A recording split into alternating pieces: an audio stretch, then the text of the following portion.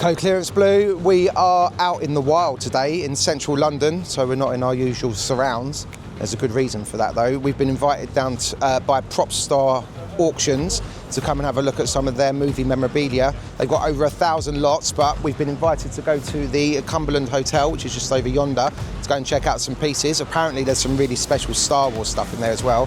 Very much looking forward to getting our hands on that.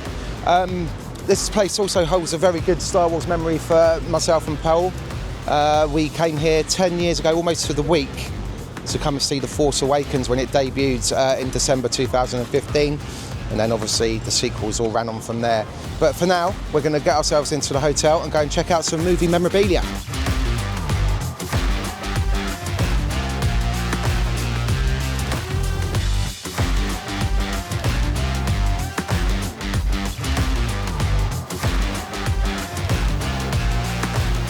And I've been joined by Stephen, who's the CEO of PropStar. Stephen, that's a very impressive weapon you're holding there. Why, thank you. Did you bring it yourself this morning from home? I did not. No. This has been very carefully transported up here for the preview exhibition. Excellent. Well, fans of Star Wars might recognise this. This is the screen-matched blaster from one Boba Fett that Stephen's holding in his hands. It's part of a collection that PropStar are auctioning off at the beginning of December.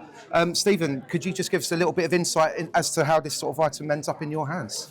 Yeah, sure. Well, I mean, these items come from all different directions. You know, we spend our working days and many nights trying to track down where these wonderful artifacts end up, and they do get spread to the four winds. So a lot of items that were made for the original trilogy were actually made and rented into production.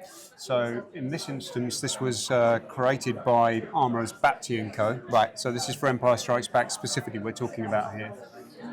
And they did things like the Rebel blasters, Han Solo's blasters, the Stormtrooper blasters. And they, during that era, they were making a lot off live guns, so live firearms. So this was a Webley Mark I, a 1917 Webley Mark I. Okay. So this is a World War I modified live firearm, obviously fully deactivated and decommissioned now. Phew. But yeah, absolutely. But the thought process was all very sort of adhered to George Lucas's used space, you know, and also having elements and references within what was created within Star Wars that was instantly recognisable to the viewer. Right. So you became sort of accepting and accustomed to what you were seeing. So you sort of recognised the framework of the Webley here.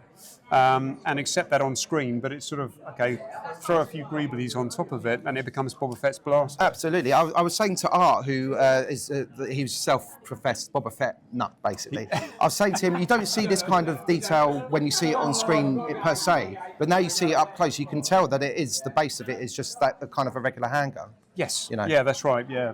This one was a flare gun. But what was wonderful about this was buried in at Bapty's at the Armourers for many, many years. It was sold to a private collector going back about 20 years ago now. At that point in time, nobody really spent any time verifying and trying to match it up. Right. It only came into PropStar about a year ago, and it was at that point that we sort of spent, you know, sort of the real deep dive, forensic level research on it, and we managed to screen match. So that's where we're looking at the wood grain that's in the stock, and actually if you look at the chip that's here as well, you know, our thought process is that that's not something that was likely distressed by production or caused during production. That was probably part of its prior use when it was a live flare gun, right? Maybe during World War I, where it's got damaged, and they've carried that forward. And so from that, we've managed to screen match the use of this for Empire Strikes Back. It's almost certainly the only weapon that's used by Boba Fett. Of course, Boba Fett, even though he's such a huge character, is only on screen for a very small period of time. But it's almost certainly the only one that was used for Empire Strikes Back. When they went to Return of the Jedi, a lot of that filming was obviously done overseas in the US, and they redressed it.